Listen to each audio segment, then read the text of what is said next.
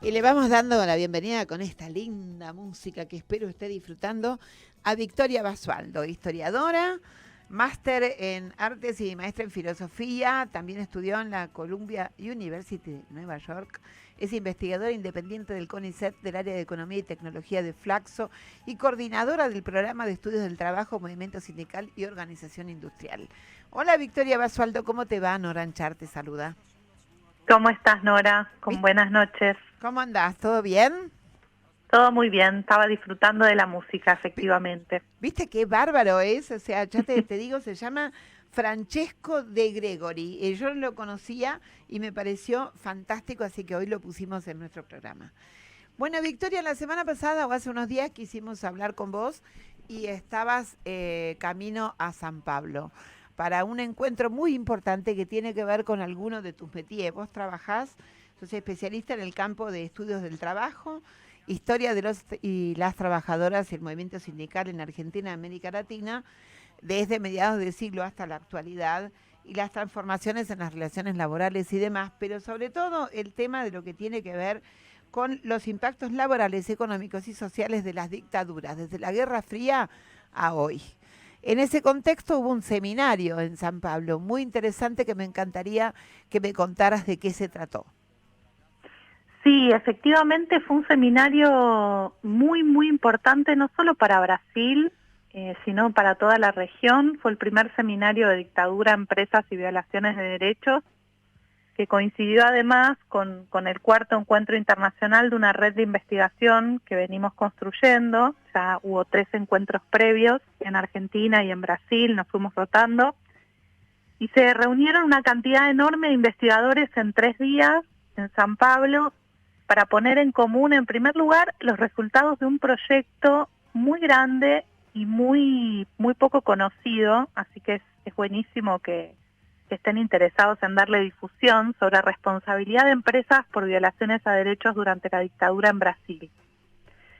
Esto que parece bastante sorprendente, porque el proceso de justicia en Brasil fue muy diferente al argentino, fue muy difícil allí juzgar a los militares. De hecho se frenó absolutamente la posibilidad de juzgar. Todo el proceso de memoria, verdad y justicia que nosotros tenemos aquí es impensable en el caso de Brasil. Y sin embargo, en el marco de la Comisión Nacional de la Verdad, que fue convocada en su momento por la presidenta Dilma Rousseff, se llevaron adelante una cantidad de líneas de investigación que permitieron destrabar y poner en movimiento cuestiones que parecían cerradas para siempre en Brasil, ¿no? A pesar de la militancia de las organizaciones de derechos humanos y de una gran cantidad de sectores. En ese marco de la Comisión Nacional de la Verdad se creó en particular un grupo de trabajo sobre trabajadores y dictadura. Fue el último grupo de trabajo que se creó.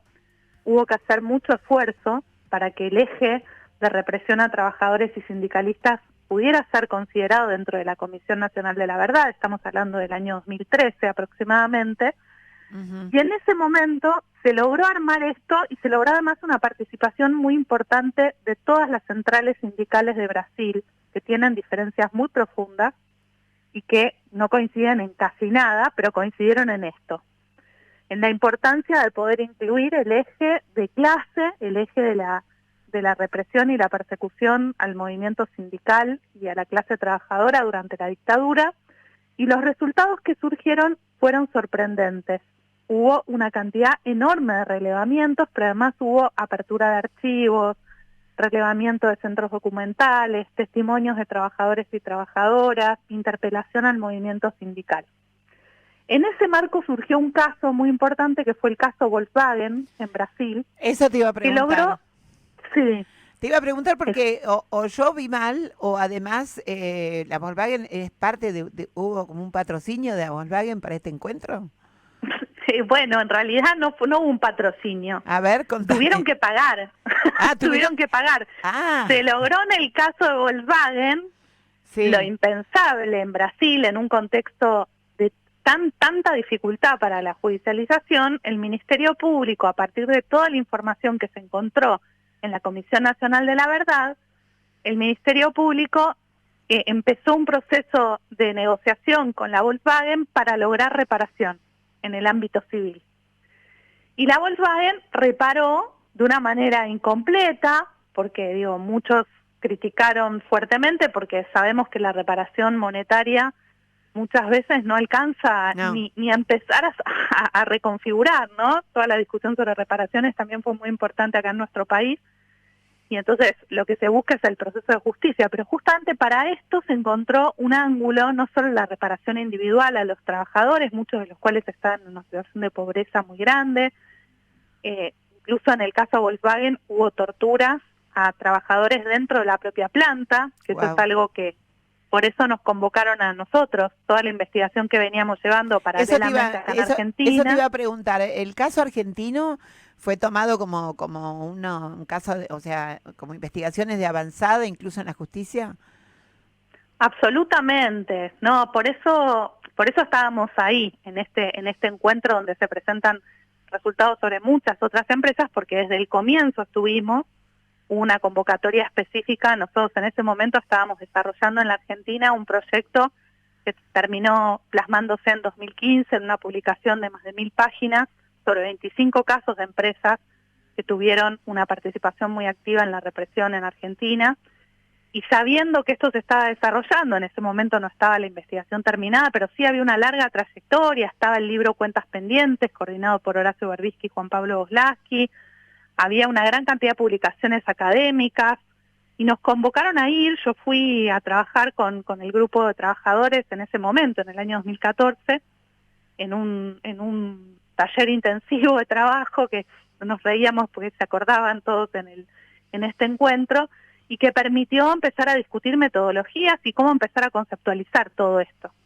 La cuestión es que Volkswagen efectivamente llegó a tener que pagar sin reconocer del todo la responsabilidad, cosa que es muy criticada en términos de que esto debería incluir un reconocimiento explícito de responsabilidad y no decir lamentamos lo que ocurrió durante la dictadura, ¿no? Claro, claro. Pero se logró una reparación inédita.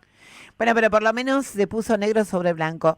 De los casos que vos llevaste, seguramente, entiendo yo, deben haber llevado Zona Norte y el tema de astilleros y todos los distintos casos de Zona Norte y de Campo de Mayo, ¿verdad?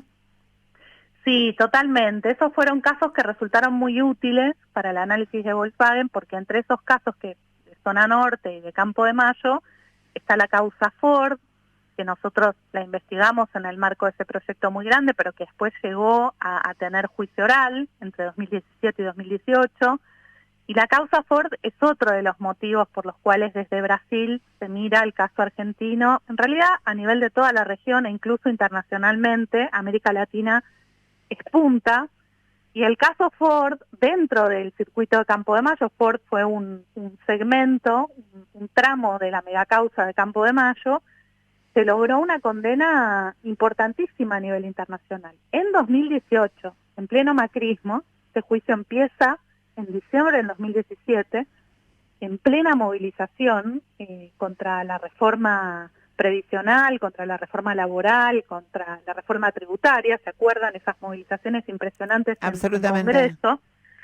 Bueno, un día más tarde empieza el juicio oral y se desarrolla un año de juicio oral en una situación absolutamente adversa, absolutamente reacia por parte de todos los niveles del Estado bajo dominio del macrismo respecto del avance de estas cuestiones, y se llega a una condena que es un hito en estas cuestiones, es decir, que la investigación que habíamos hecho nutre un proceso de judicialización, y por eso para Brasil esto es tan importante, y se logra la condena de Santiago Mar Riveros como jefe militar de la zona, pero además de 2 altos funcionarios de la empresa Ford Motor Argentina, que son Héctor Sibila.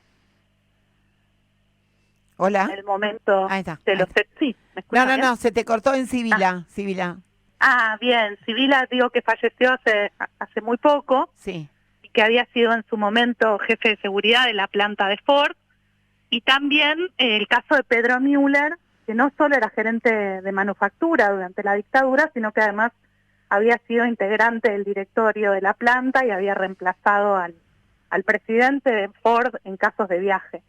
Entonces se condena no solo al responsable militar, sino a los 2 responsables civiles, a estos 2 altos funcionarios. Y además, ¿sabés qué es lo altos funcionarios? Y yo pregunto, en la cadena de mandos, o como se llame adentro de una empresa jerárquica, en una empresa. Por ejemplo, me estoy pensando en Ledesma, que va desde quien dio las órdenes de los camiones hasta los jefes de playón, los gerentes de recursos humanos, los que manejaban los camiones. Digo, todo esto, ¿se sigue una línea o hay un corte de responsabilidades en los jefes máximos? Mira, eso es una discusión que nosotros consideramos que es muy interesante y muy importante y que en realidad se va resolviendo por cada tribunal, ¿no? Hay una serie de pedidos de indagatoria que se proponen desde las querellas o desde la fiscalía, se someten los pedidos de indagatoria a determinadas figuras y luego es el tribunal quien, efectivamente son los jueces, quienes procesan o no procesan, ¿no? Entonces las decisiones no son uniformes en este punto. En este caso, también tiene que ver con la prueba, ¿no? Con supongo yo, porque si un chofer de camión dice a mí me mandaron que lleve y no sabía qué llevaba, se puede escuchar o no ese tipo de testimonio. Eso por un lado es cierto, tiene que ver con los niveles de prueba y tiene que ver además con el funcionamiento efectivo. Nunca las imputaciones en un caso penal son funcionales. Nunca podés atribuirle hechos a una persona por la función que cumple formalmente. Claro. Sino que el trabajo que se hizo en Ford, y que este fue un trabajo inmenso, y que esta es una de las cuestiones centrales por las cuales el caso argentino sigue nutriendo las investigaciones en la región hasta la actualidad, fue todo un proceso empezar a pensar quiénes tenían la responsabilidad, cómo probarlo, con qué documentación, cómo trabajarlo, pero además el trabajo con planos de la planta, entender la lógica de funcionamiento, cómo ejercían el mando, porque no es únicamente qué función cumplen formalmente, sino qué función cumplían efectivamente. Ahí aparecen los testimonios de los trabajadores mostrando que en Ford, para ir al baño, era necesario llenar un formulario. Claro. O sea, había un nivel de control de los movimientos increíble, ¿no? Ahora, entonces, el burócrata que hacía llenar el formulario, y me estoy acordando de la película Brasil, que hacía llenar el formulario y que después iba poniendo esto, o el que, quiero decir, aquel que solamente puede escudarse en decir yo manejaba planillas. Ese nivel me parece que debe ser difícil y complejo atravesar la psicología de quien llevaba las planillas de estos controles y no entendía que estaba mal. Eso más vale, pero creo que en términos de del proceso judicial en sí, aquí los imputados eran dos, había otros dos, que eran el presidente de la empresa y el gerente de relaciones laborales, Urarti y Galarraga, que habían muerto durante el proceso de judicialización y que por lo tanto no podían ser judicializados, no podían ser analizados en términos de sus responsabilidades, o sea que quedaban solo dos. Todo el resto son cuestiones para poder pensar hacia futuro. Por ahí cuando uno cree... Por ahí te pregunto una burrada, ¿no? Pero digo, en el plano civil y de las empresas, aunque de los sindicalistas que pudieran haber entregado a sus compañeros y demás, ¿se da el principio de la obediencia debida? Bueno, eso hay que verlo, ¿no? En esta cuestión nunca se alegó una cuestión de obediencia debida, sino que los alegatos de las defensas en relación con los responsables empresariales, lo que decían es que las responsabilidades eran únicamente militares. Acá. La sentencia en el caso de Ford fue muy contundente, no solo en primera instancia, digamos con los fundamentos de esta sentencia, la sentencia se dictó en diciembre del 2018 y los fundamentos se dieron a conocer unos meses más tarde, y son unos fundamentos que yo les recomiendo leer, tienen más de 400 páginas, son muy detallados en términos de la prueba, de toda la reconstrucción documental que se logró y testimonial que se logró durante todo el juicio, pero además lo que dicen es, bueno, claramente hay aportes específicos por parte de los empresarios, sin los cuales no se podrían haber llevado adelante los procesos represivos. O sea, es ineludible su participación. En términos de todos estos aportes que decimos, digo, Ford alimentó a las Fuerzas Armadas. Las Fuerzas Armadas se instalaron dentro de un quincho que funcionó dentro de la planta de Ford, a donde fueron llevados los trabajadores secuestrados y fueron tenidos allí en calidad de desaparecidos, dentro de la propiedad privada de Ford. Exactamente. Se los trasladó en camionetas de Ford, se los secuestró a 17 de los 24 en sus puestos de trabajo, es decir, los capataces les dijeron, quédate ahí porque te van a venir a buscar. les indicaron a quién se tenían que llevar y se los llevaron enfrente de todo el mundo, y luego enviaron telegramas de despido.